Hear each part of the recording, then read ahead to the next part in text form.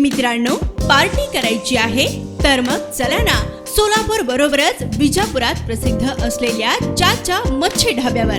चाचा मच्छी ढाबा, विजापूर रोड, टाकळी, सोलापूर. संपर्क 9765 प्रेम विवाह केलेल्या दलित समाजातील पत्नीने सवर्ण जातीच्या नवऱ्याविरुद्ध ॲट्रॉसिटी कायद्याखाली दाखल केलेल्या गुन्ह्यात अटकेत असलेल्या पतीला सत्र न्यायालयाने जामिनावर मुक्तता केली आहे, अशी माहिती ॲडव्होकेट धनंजय माने यांनी दिली आहे. आरोपीचा फिर्यादीबरोबर प्रेम विवाह झाला आहे. आरोपीने पत्नीला तिच्या जातीसह स्वीकारले आहे. त्यामुळे आरोपीने तिचा जातीवरून अपमान करण्याचा प्रश्नच उद्भवत नाही. तो अस्पृश्यता पाळतच नाही हे सिद्ध होते, असा युक्तिवाद आरोपीतर्फे advocate Dhananjay Mane, advocate Jaydeep Mane, advocate Siddheshwar Khandagale, advocate Suhas Kadam व ॲडव्होकेट वैभव सुतार यांनी मांडला. तो युक्तिवाद ग्राह्य धरून न्यायाधीशांनी आरोपीची जामिनावर मुक्तता केली आहे. या संदर्भात ॲडव्होकेट धनंजय माने यांनी अधिक माहिती दिली आहे.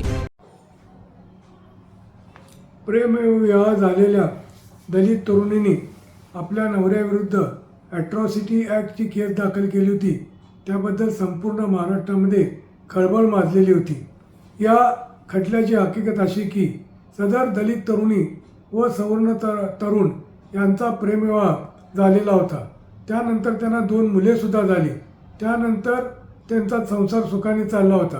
त्या तरुणीने पोलीस स्टेशनला अशी फिर्याद दिली की माझा नवरा माझा जातीवरून अपमान करतो व माझ्यावर लैंगिक अत्याचार करतो.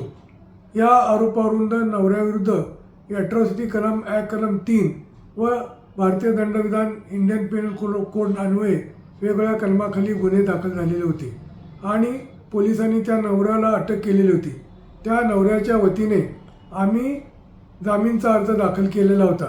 सदर जामीन अर्जाच्या वेळी युक्तिवादात आम्ही असे दाखवून दिले की सदर तरुणीबरोबर आरोपींनी प्रेमविवाह केला आहे यावरून आणि तिला तिच्या जातीसहित तिचा स्वीकार केलेला आहे, मुलं झालेली आहेत, यावरून आरोपी हा अस्पृश्यता पाळत नाही असे सिद्ध होते.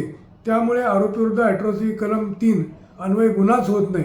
त्याचप्रमाणे फिर्याद देण्यात झालेला विलंब आहे, यावरून फिर्यादीवर विश्वास ठेवणे धोक्याचे आहे. आरोपीला न्यायालयाने जामिनावर आरोपीची मुक्तता केली आणि त्याला पंढरपूर तालुका पोलीस स्टेशनला हजेरी देण्याचा आदेश दिले.